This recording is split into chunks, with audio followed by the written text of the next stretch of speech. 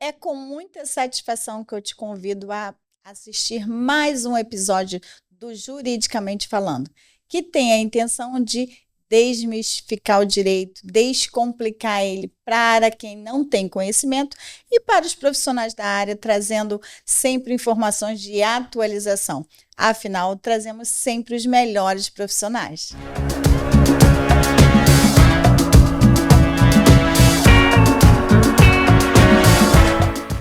E hoje eu tenho como meu convidado o Dr. Lameirão, que é simplesmente um dos responsáveis, advogado do NACA, que é o Núcleo de Atendimento à Criança e Adolescente. Um assunto tão delicado, né, que gostaríamos nunca de não estar passando, né, doutor? Mas que a gente precisa aprender a enfrentá-lo quando acontecer. Eu acho que principalmente é conseguir entender como ajudar da melhor forma as crianças. E eu recentemente até passei um caso no escritório que, na verdade, era tudo uma mentira, manipulado pela mãe, né? E consegui até ouvir essa criança ao ponto da gente conseguir encontrar esse desmanche, né? Desfeitos da melhor forma, porque a gente quer que seja sempre a verdade vir à tona, né? Boa noite. Primeiramente, gostaria de agradecer o convite, tá? Trazer um assunto desse que muitas das vezes não gosta de ser, ninguém gosta de comentar, de levar esse assunto à frente, é um assunto delicado, chato, né? Quando se trata de abuso infantil, uma coisa desse tipo de matéria. Mas respondendo a sua pergunta, acontece demais também, esse tipo às vezes de brigas de casais, um querer acabar de alguma forma prejudicando o outro. E esse é a importância do trabalho do NACA. É um estudo que se realiza, né? O NACA ele está ali para fazer uma escuta especializada com a criança que não se resume a uma só oitiva, uma só escuta, mas se todo um trabalho a fim de se ter um planejamento e no final ter a entrega do estudo interdisciplinar sistêmico, que é aquilo que foi retirado da criança e não só também é ouvida a criança, como também é ouvida muitas das vezes o alegado autor, quando ele aceita o convite. Nós sempre convidamos e como se trata de um estudo, não é só feita a oitiva com a criança. Nós chamamos a família, nós chamamos o alegado, o autor, nós chamamos quem participou, quem foi a testemunha, para dali sim a gente criar todo esse estudo e apresentar ao órgão competente a quem nos solicitou a demanda. Muitas das vezes o conselho tutelar, delegacia, varas de família, abrigos. E num caso tão delicado, assim, qual a responsabilidade do advogado? Porque, na verdade, a gente acaba como assistente de todo o contexto da situação, né? Então, a escuta especializada em contato diretamente com a criança, quem tem é o psicólogo e o assistente social. É sempre uma dupla que acompanha a criança dentro de um período de até 6 meses, né? O advogado, se resumindo, né, a função dele é a elaboração daquele estudo. É ver o que está sendo escrito no estudo, o que não pode evitar de trazer um problema amanhã depois para os técnicos. Às vezes, muitas das vezes, um termo utilizado e dá também o suporte para a família. Entendeu? Muitas das vezes a família que chega ali, ela foi no conselho tutelar ou numa delegacia, a delegacia não tem condição de dar continuidade ao inquérito, por não ter condição, capacidade de fazer uma escuta especializada com a criança, então ela manda para o NACA. Enquanto está acontecendo aqui dali, a família não sabe por onde correr, a família não sabe muitas das vezes como tirar o agressor de casa, muitas das vezes é um pai, muitas das vezes é um tio, um avô. Até porque o NACA ele só trata de assuntos intrafamiliar, sempre dentro do seio familiar. Não precisa ser um parente, mas um amigo, um vizinho, alguém que seja inserido naquele seio familiar.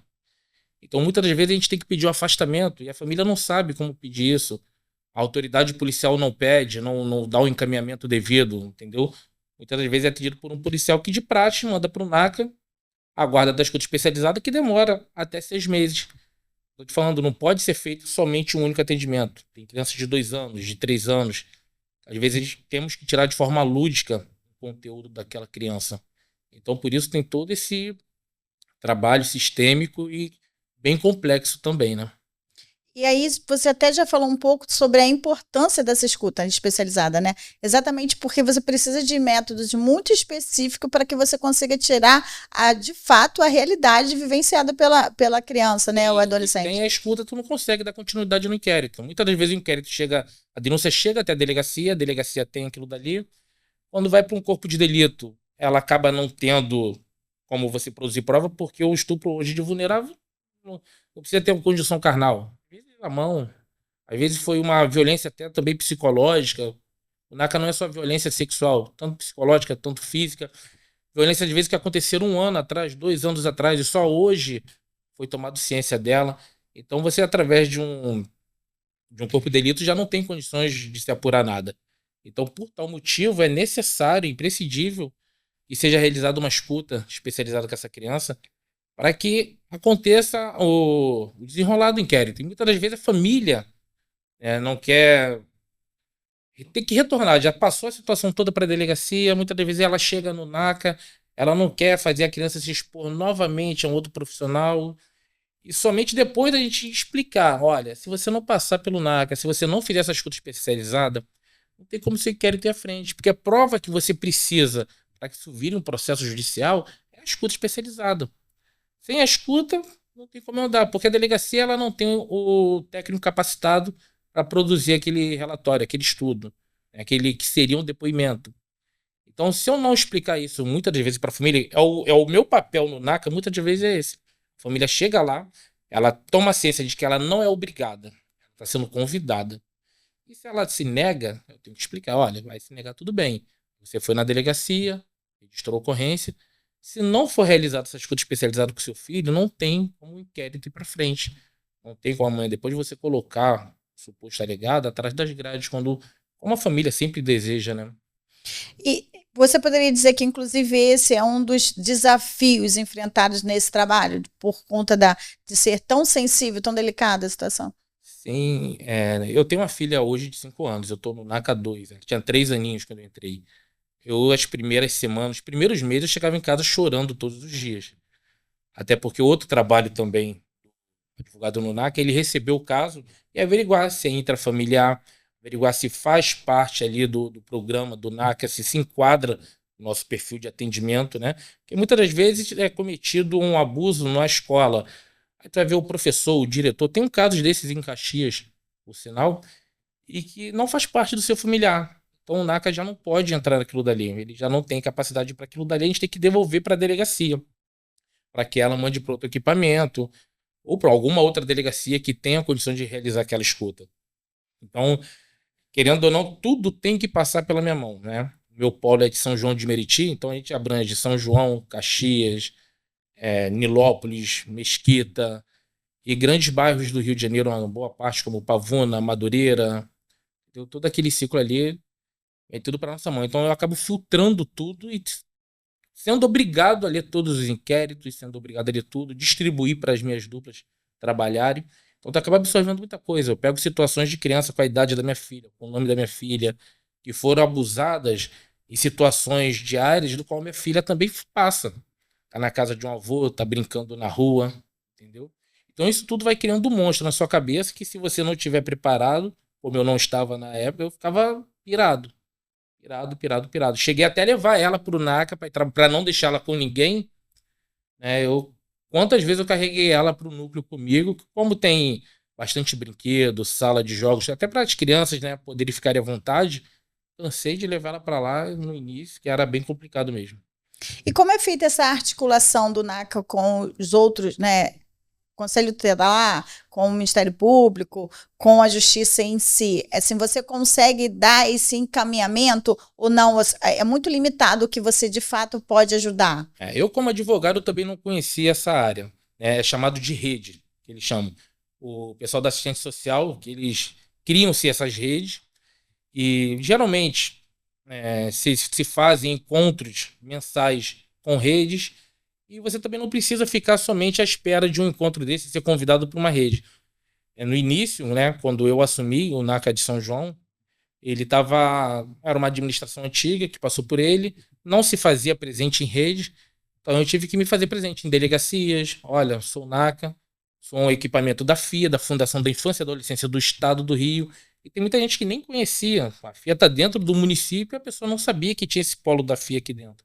Você acaba se apresentando em delegacia, nas DEANs, nos conselhos tutelares, abrigos. Aí você frequentando essas reuniões de rede, aparecem outros equipamentos e começam a fazer essa troca com você. E hoje eu tenho uma demanda gigantesca aqui da DEAN. Agora está dividindo, criaram-se um NEACA em Caxias, que é um núcleo de proteção à mulher. Ali atrás da Unigran Rio, ali por sinal. Então agora está dividindo com a gente também a responsabilidade, né? Mas 59DP, 64 de São João, são nossos grandes parceiros, como a DECAV também, que é a Delegacia de contra a Criança, Delegacia de Crianças e Adolescentes Vítimas de Abuso Sexual. Aí você até citou alguns municípios que abrange. E se não for desse município, vai ter outros no estado? Outros NACs. Se eu não me engano, são 18 NACs hoje, entendeu? Aí são por regiões. Tem o NACA Nova Iguaçu, que aí ele pega de Belfor Roxo, Nova Iguaçu, Seropédica, ele pega os municípios para cima. NACA de São João de Meriti pega Duque de Caxias, pega já a região aqui. E as próprias famílias, elas podem se dirigir ou somente encaminhadas? Não, somente encaminhadas. É o que eu te falei, nós fazemos a escuta especializada, né? A gente não faz o atendimento psicológico com a criança, acompanhamento com a criança. Então, a razão de você me procurar é você querer um laudo para você levar aquilo para frente. Você querer ali um depoimento para levar aquilo dali para frente. Então, não tem por que a família, não teria motivo da família procurar a gente. Muitas das vezes procuram, tá? Porque até a delegacia mesmo, às vezes manda a criança para lá pedindo que a gente faça o acompanhamento psicológico. Nós não fazemos. Nosso corpo são de psicólogos e assistentes sociais, porém, para fazer a escuta. Nós não temos condições de dar aquela continuidade no tratamento. Aí, nós fazemos os encaminhamentos. Então, após a escuta, não tem um suporte também familiar? Não, o NACA não fornece. Encaminhamos, entendeu? Na sua opinião, o que mais impacta em relação ao desafiar, né? Você conseguir, de fato, trazer a realidade. Até porque, como a gente começou a falar aqui no início da nossa conversa, muitas vezes há uma manipulação da criança, até por uma forma negativa, né? Até onde a gente fala, já falando de uma questão de alienação parental, às vezes a criança já vai sendo criada a prestar aquele tipo de depoimento. Vocês como conseguem? Existe algum indício para que você desembrulhe, né? Na verdade, é uma questão. Então, nós advogados, muitas das vezes, a gente já sabe quando a pessoa está mentindo e quando não está, né? A gente já tem essa facilidade. Agora, o psicólogo, o assistente social do NACA, eles passam por diversas capacitações, diversos treinamentos. E é o que eu estou te falando, é um trabalho contínuo, onde ele escuta a família, escuta a mãe, escuta a denunciante, escuta a testemunha e o alegado também. Então é feito todo o trabalho. Muitas das vezes a criança já chega falando antes de você perguntar. Só aquilo dali você já repara ali que ela já foi induzida. E essa era a pergunta que eu ia falar, porque se a criança... Essa daí eu mesmo já falo, ó, isso aí já é mentira, mas não é, a grosso modo, uma brincadeira nossa inteira. Quem tem, de fato, passou, né? Até para que a criança entenda que aquilo que ela viveu é um abuso, tem até uma questão, um estudo para que entenda dessa forma, porque muitas vezes ela nem entende que aquilo dali foi criança que é abusada e não sabe que foi abusada. Exatamente. Eu já trabalhei um pouco nesse âmbito e eu sei que até por uma questão hormonal, ela não sabe, se ela não entender que aquilo dali faz mal a ela não sabe que aquilo dali ela tem que falar para alguém, tem que falar para um adulto, né? Várias questões que vêm no âmbito. Então, a criança já chegar contando aquilo, você já é um alerta no sentido assim, não, tem alguma coisa estranha, porque ela não vai chegar isso contando como se tivesse tropeçado, né? Acontece demais isso. E a nossa diferença, a nossa sorte é isso, é a capacitação que os profissionais têm para pegar isso, para saber lidar com a criança. Porque acaba que com o tempo a expertise já fica, como você falou. Só de chegar falando demais, você fala, tem alguma coisa estranha. Sim. E já aconteceu muitas das vezes da criança não se abrir para os profissionais, mas enquanto os pais estão sendo escutados, a criança se abrir para o cuidador. É que tem um cuidador, tem um nome técnico, que é um cuidador pedagogo, né? Que ele fica com a criança, enquanto os pais estão passando também pela entrevista, a criança fica cuidador, um educador social. Ela fica com esse educador brincando, lanchando, que o NACA também oferece lanche. E muitas vezes a criança se abre com aquele educador. Ela saiu da entrevista, não falou nada, e às vezes ela tá ali brincando ali, com os bonequinhos, esse aqui é o papai, esse aqui é a mamãe, ela vai e solta alguma coisa de forma lúdica, passa e acaba sendo chamado na hora o psicólogo, assistente social, relatado, também entra para dentro do relatório. Existe como garantir que esse processo de escuta seja acolhedor para que a criança não cause uma Ele é revitimização? todo 100% acolhedor, não só para a criança, quanto para o alegado, quanto para a mãe, tanto para a vítima quanto para o acusado, tá? Nós não estamos ali na condição de estado de punir, de ver quem é certo e quem é errado. Todo mundo que chega ali é acolhido mesmo, tá? Que se sinta em casa, que fique à vontade para desabafar. Muitas das vezes uma entrevista dessa chega a durar 2, 3 horas, eles ouvem tudo. Não é aquela coisa igual a gente está acostumado quando a gente vai numa repartição pública, entendeu? Que é aquela pergunta, em uma delegacia. O cara vai colocando vírgula e que um atrás do outro e você vai colocando. Não é dessa forma que se faz. É 100% acolhedor, é 100% tranquilo, te deixa à vontade mesmo. É um serviço diferenciado. Você poderia explicar assim de uma forma breve como a lei brasileira protege crianças e adolescentes vítimas de violência, como o ECA e outras legislações relevantes? Tá. Até na década de 80 a gente não tinha muita coisa, né? Tem até muitos casos históricos que ficaram marcados lá para trás. Agora eu não me recordo, mas tem uns que eu sempre uso quando eu vou dar alguma palestra, alguma coisa assim. Mas depois da elaboração do ECA, já teve um grande avanço. Agora, uma das que eu gosto muito, né? Que foi uma lei criada recentemente, que é a Lei Henri Borel, que muitas das vezes a pessoa ainda não sabe o que se trata. E a Lei Henri Borel, ela simplesmente ela coloca na condição também de acusada aquela pessoa que tinha ciência do fato do ocorrido e não fez não nada. fez nada. Então, para mim, é uma das leis que vieram para a criança que beneficiou e muito, ajudou e muito, apesar de eu ver em algumas delegacias, eu já testemunhei já, delegado não dando tanto valor, tanta importância. Quando você pede para enquadrar a pessoa na lei em Riborel, o pessoal ainda trata aquilo dali como se, sabe aquelas coisas que não pegou? E é uma tristeza. A gente que trabalha com isso, a gente tem que ser pulso firme e continuar. Vai fazer, vai fazer, vai fazer. Mas eu já vi delegado numa situação dessa ainda de pegar e não aceitar, não concordar com aquilo, não achar que a pessoa se enquadraria naquilo dali. E a lei ela é de forma bem clara. Se você sabe e você não denuncia, você está concorrendo pro crime. Então, e esse atendimento sempre vai estar ainda no âmbito do inquérito? Ou não? Ou já tem, também utilizado Não, já com a questão, acontece, já está em processo? já está em processo também, acontece em processo também. Muitas das vezes as varas não tem também o corpo técnico, manda para gente, ou tem um corpo técnico e uma outra parte, alguém contestou aquele laudo, manda-se para o NACA para elaborar mais um, porque o do NACA é mais completo, entendeu?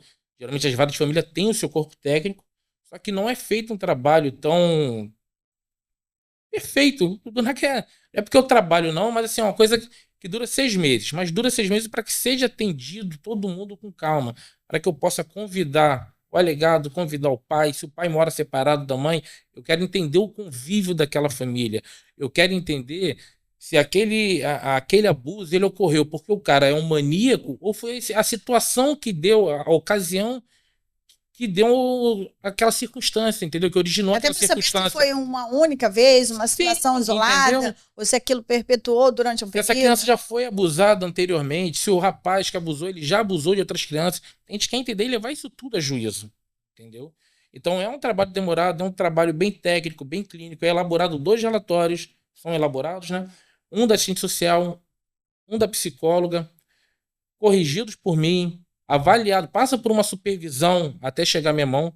Os 2 técnicos fazem, mandam para um supervisor para ver se ficou faltando alguma coisa, se tem alguma lacuna. Depois disso, vem para minha mão, que aí eu avalio só os termos usados para ver se às vezes não pode trazer tão prejuízo para o próprio NACA. Como Até garantindo a imparcialidade, né? sim, eu já tive um que o técnico colocou entre aspas, como se o pai tivesse falado, e o pai gravou a entrevista escondido, e depois foi lá pedir para a gente refazer. Eu falei, não, cara, olha só, você. O que acontece? A entrevista ele gravou. Ele teve uma entrevista, era o alegado. Só que esse pai voltou mais de 5 vezes no nosso núcleo, toda vez querendo cópia de documento, querendo tomar ciência de alguma coisa, achando até que o advogado tentando intimidar. E toda vez que ele entrava ali naquele núcleo, fazendo alguma coisa, coagindo algum profissional, isso entrava também no relatório.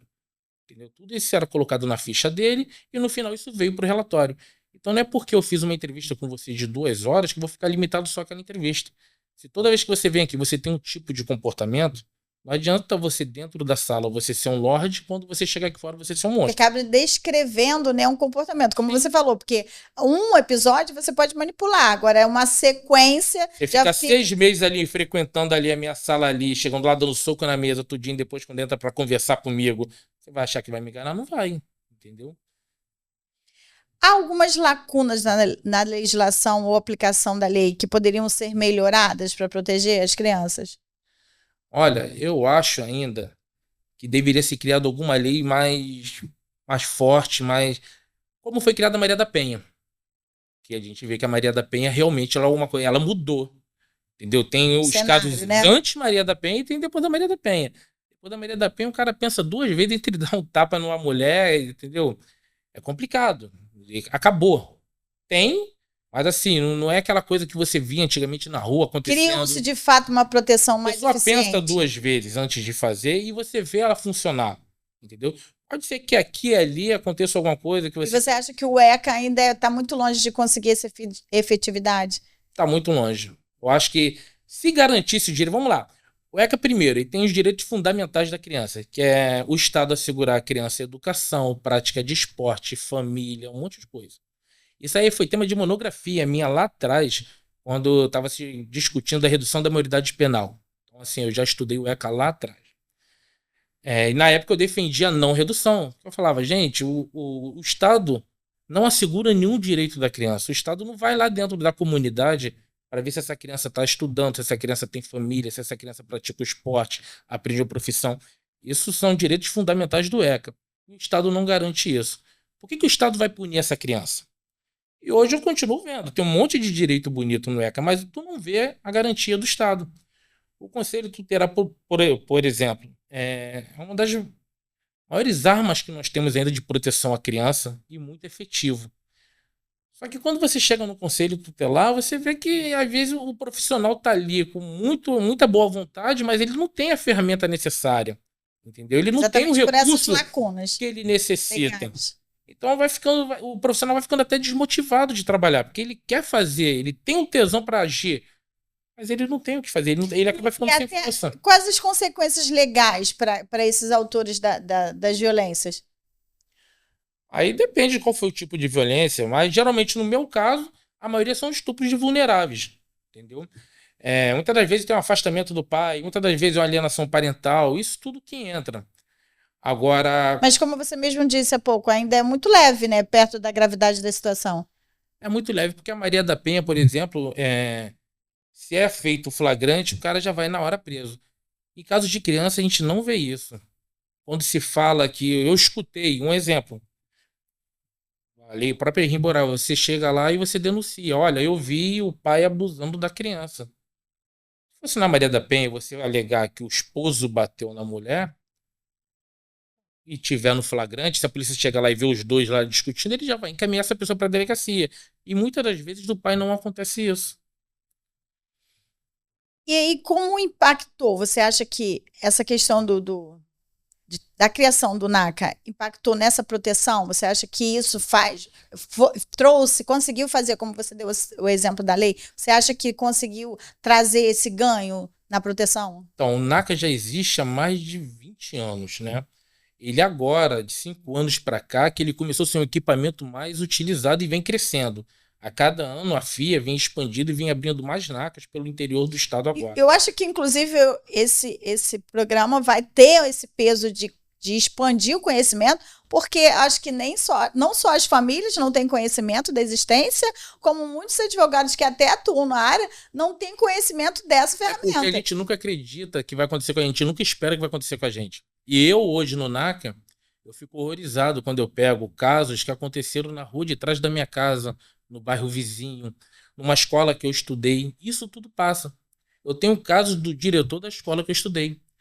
Eu tenho assentadas de sentença de juiz que já julgou causa minha e causa sua, que eu olho para aquilo e falo, pode xingar não, né? Então, que eu falo, tá de brincadeira, entendeu? Que é complicado, cara. Ninguém acredita às vezes e tá ao nosso redor mais do que a gente imagina. Então, dentro do que você está falando, tem algum caso assim que te impactou muito, que você tenha convivido? Lógico, você não precisa citar o nome, mas Esse é um. Esse tinha uma mãe que ela foi convidada para comparecer no NAC, ela não quis comparecer, né, no primeiro momento, alegando que o marido tinha uma forte influência. Não, meu esposo tem influência no meio do judiciário, no meio político.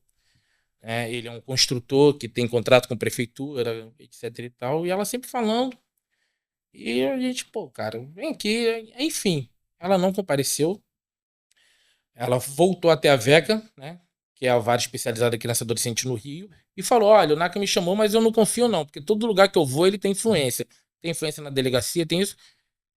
E por fim, a VECA falou: não, você vai sim no NACA. O NACA é um programa do Estado, o NACA trabalha com a gente, foi eu que mandei você lá. E aí a VECA orientou que ela retornasse, ela retornou e aderiu. E foi engraçado, porque realmente ela aderiu ao programa. Esse pai foi lá, que era o alegado autor, né, do abuso. Ele fez o atendimento. No dia seguinte ao atendimento dele, eu recebi uma intimação da delegacia solicitando os dados do psicólogo que tinha atendido o pai. Aí eu neguei, respondi o ofício dizendo que não iria responder, não iria dar informação. E na elaboração do projeto, eles viriam. Eles teriam acesso a todos os dados dos profissionais que fizeram. Mas eu já achei uma forma de coação. No início, né, eu, ser homem, às vezes, aquele lado machista, fala assim, essa mãe é doida, porque ela falava tanta coisa do pai que eu não acreditava, não tinha como acreditar. Por final, fui vendo essas coisas acontecerem. Aí eu não respondi à delegacia. Aí eu recebi, 10 dias depois, a mesma solicitação, o mesmo requerimento por parte do Ministério Público. Eu achei um absurdo. Porque estava aquele caso em atendimento. Eu tenho um prazo de 6 meses. Né? Que esse cara consegue fazer um promotor parar a vida dele e me pedir os dados de um profissional? Ou que esse cara consegue pedir uma delegacia para me pedir esses dados de um profissional em uma semana? Se eu chegar ali e registrar que meu carro foi roubado agora, o cara vai cruzar o braço e vai mandar eu esperar. Então isso já me agoniava. Por fim, eu recebi uma assentada que a mãe trouxe de uma audiência de um juiz daqui da nossa comarca. Eu não posso falar, nem nunca vou falar, né? Sofrer as consequências. Mas, por Deus, estava escrito na assentada ele dizendo que era normal e variava de família para família, né? Cultura para cultura de cada família, aquele comportamento do pai com a filha. Que ele mesmo já teria flagrado a netinha dele, vendo ele fazendo xixi, e isso ele digitou na assentada.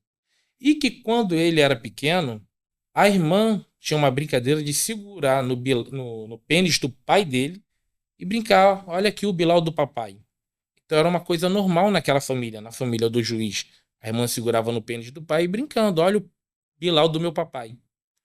E ele relatou, ele não deu uma medida protetiva, não afastou a criança do pai, manteve a visita, a regulamentação de visita. Entendendo que era algo regular. Entendendo que eu não posso julgar isso porque é de família para família. Vai ter família que é um absurdo brincar assim, já tem família que é normal. Então eu tenho que entender o convívio daquela criança com a família.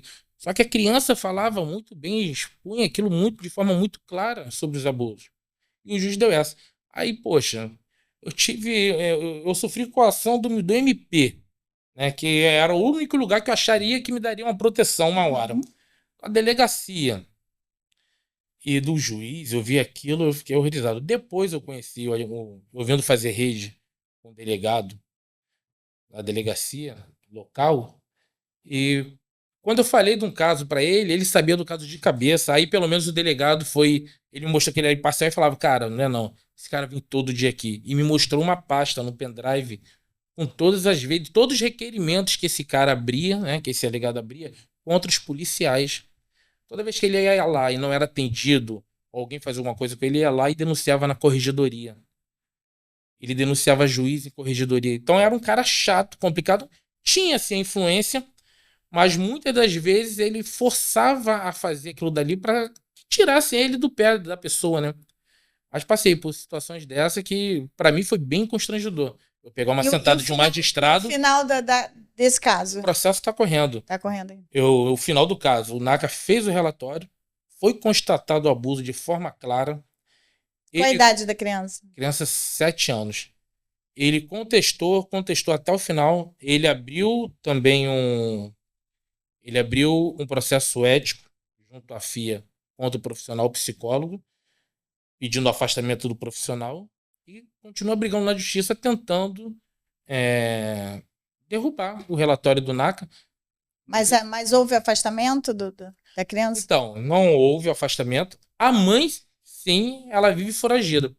E a criança tá com a mãe, tipo isso? Mãe com a mãe, criança com a mãe. Entendeu? A mãe fica se escondendo.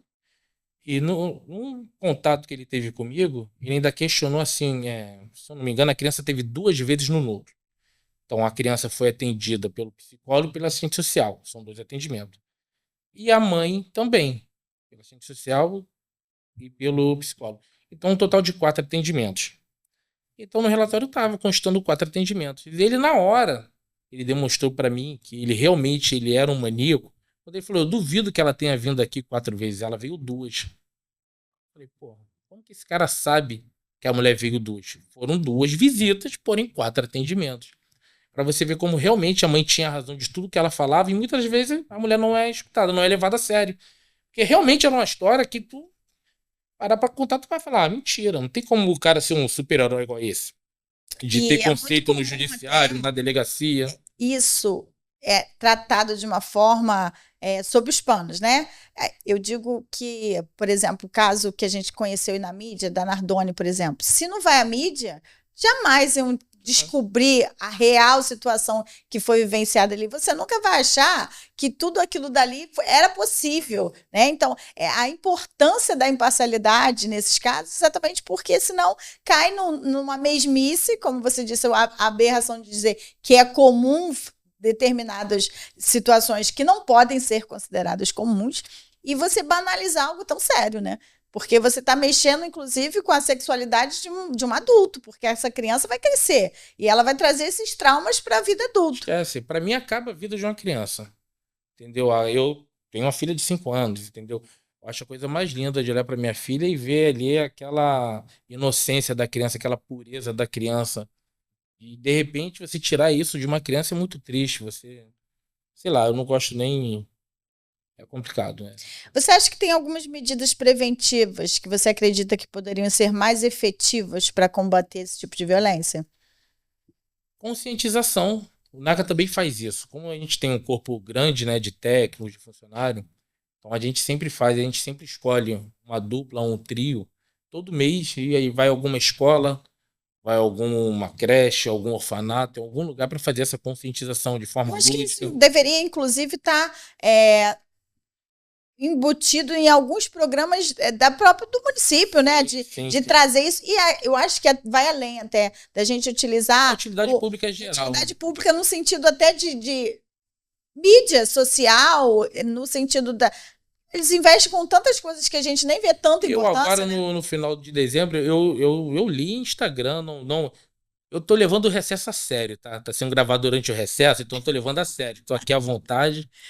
Eu não pesquisei ainda, não li, mas vi sobre a castração química que tinha sido aprovada. Não sei se é verdade, não sei se é coisa de bolsonarista. Mas é uma coisa que eu, hoje, trabalhando com isso, eu apoiaria demais.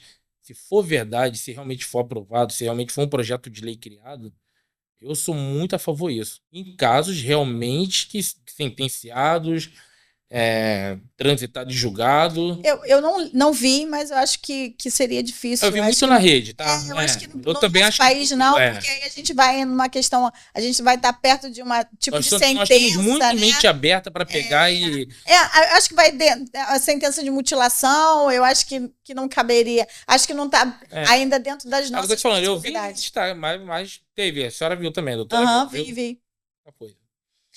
Como que você acha que o papel da família nesse processo de proteção e recuperação da criança e adolescente vítima de violência? Olha, é essencial. É essencial não só da família. A família dá o suporte, né? Acompanhar, fazer o trabalho psicológico, que é importantíssimo. Entendeu? Cada caso é um caso. Eu, por exemplo, eu prefiro nunca tocar no assunto, não levar isso para não ficar fazendo aquela revitimização. Porque eu peguei casos de mãe que pegava a filha, isso que eu atendi no NACA, Vai ter uma passeata contra o abuso infantil. Vou lá levar minha filha porque ela foi abusada. Eu quero que a minha filha sirva como martir. Eu achava isso uma grosseria com a criança, entendeu? Ou, sei lá, a mãe não queria se promover em cima da criança, mas eu entendia como autopromoção em cima da criança. Eu me promover em cima de uma coisa tão delicada, uma coisa tão suja, tão. Então é complicado. A família, principalmente mais do que a criança, tem que saber como lidar com aquilo dali, como tratar, com ajuda psicológica, não só para a criança, mas para toda a família também. Eu acho que isso vai até dessa proteção que é preciso explicar a necessidade para a família, né? Porque acho que a gente esbarra até numa falta de conhecimento, de não entender o que você está falando. Porque para a criança estar falando do assunto, isso é todos os dias estar ali tirando a casquinha do machucado, né? Depende da idade da criança. Tem criança que conta sem saber nem da gravidade, sem saber que ela foi abusada. Toda vez ela conta como se fosse uma brincadeira. Eu tomei banho e peguei no do papai passou a mão em mim. Então a criança ainda não tem a mão dela, não tem ciência ainda do que aconteceu com ela. Já quando ela tem uma idade mais avançada, ela já muda o comportamento dela todo, entendeu? A criança já muda o comportamento na escola, em casa, ela já não fala, ela se retrai, ela faz automutilação, entendeu? Isso tudo chega pra gente. Muitas das vezes os relatos também acontecem, não é nem dentro da própria família.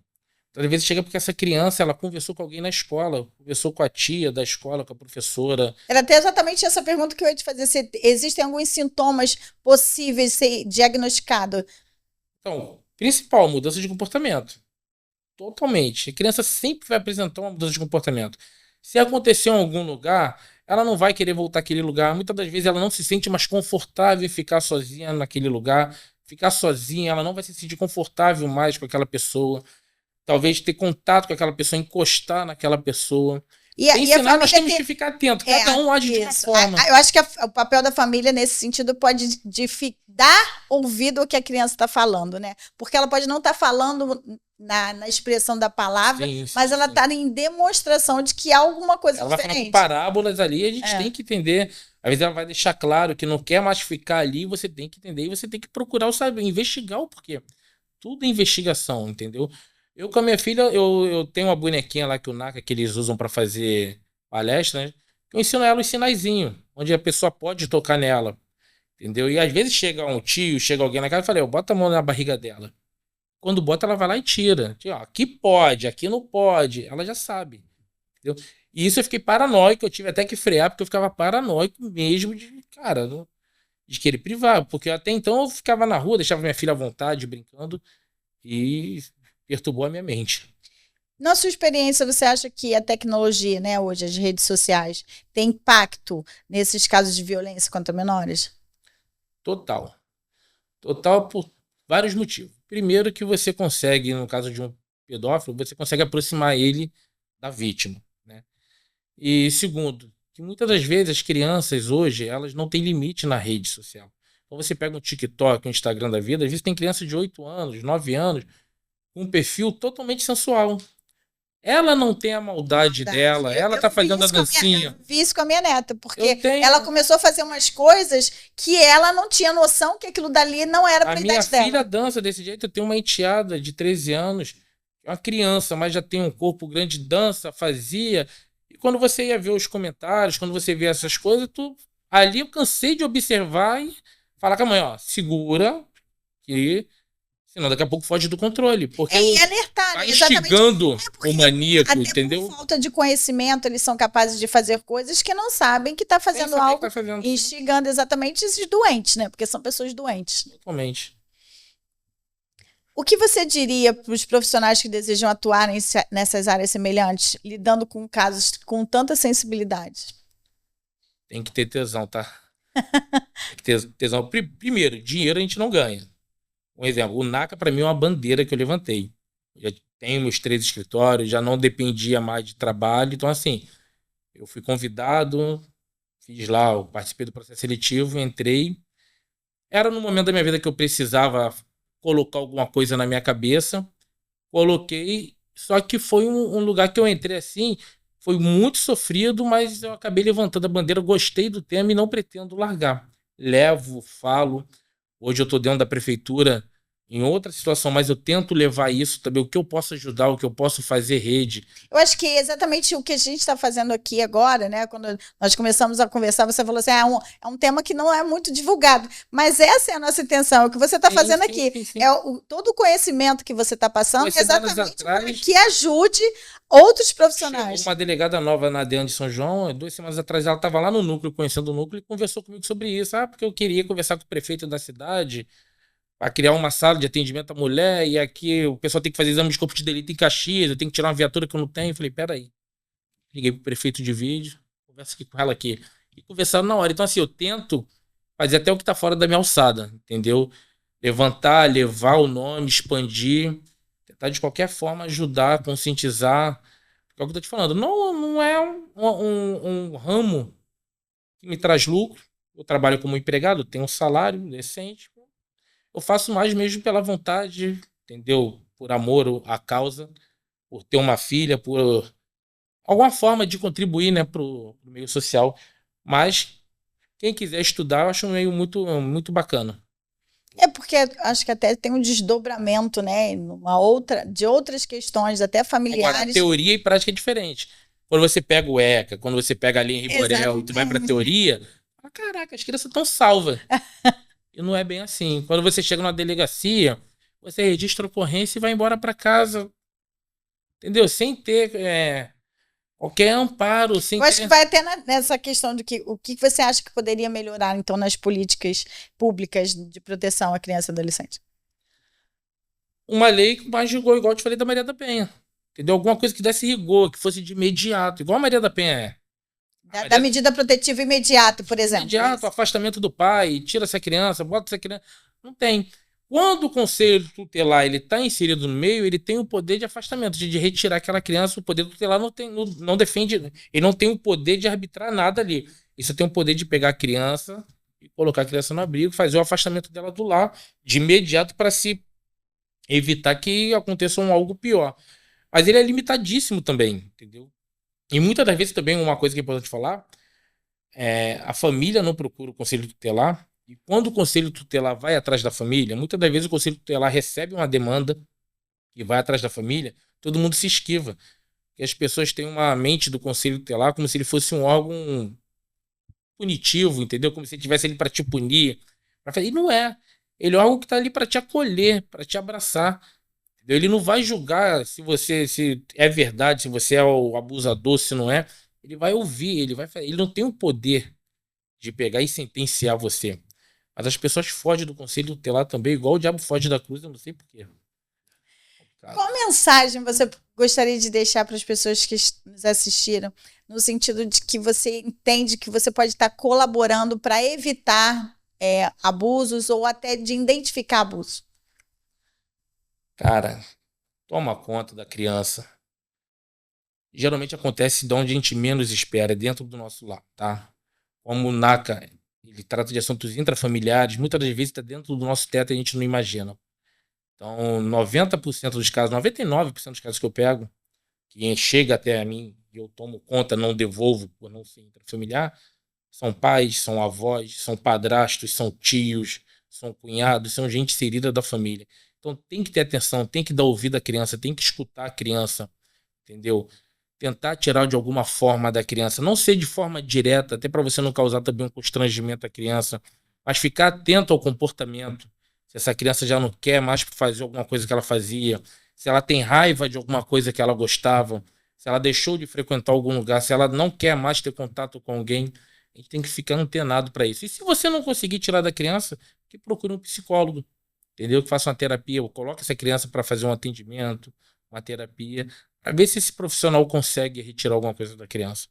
O problema é a gente tentar fazer esquecer. A criança não vai esquecer. Ela vai levar aquilo dali pro resto da vida ali. Acho que esse é uma falha, né? Achar que dá para esquecer. Todo mundo acha, a verdade é essa. Todo mundo que entra no NACA, o desejo dele é que a gente passasse aquela canetinha igual do MIB, que zera a memória e a criança saísse dali sem nada. Talvez, se eu perguntasse para você um mito, você diria esse? É esse. Não tem como. Entendeu? A gente trabalha, o psicólogo vai trabalhar para minimizar aquilo dali. Porque, na verdade, considerando que o mito, esquecer é um mito, então, para seguir a vida é aprender a viver com aquilo que você passou, que não reincida e que e aquilo não cause sequelas. Esquecer é um mito e que não vai acontecer dentro de casa também é outro mito. Que ninguém acredita. E acontece dentro de casa. A grande maioria das vezes é dentro de casa. É um absurdo tu imaginar que um pai, que um avô, que alguém, um padrasto possa fazer, mas é assim que funciona. Existe uma estatística em relação o índice maior com meninas ou com meninos, ou faixa etária, ou não?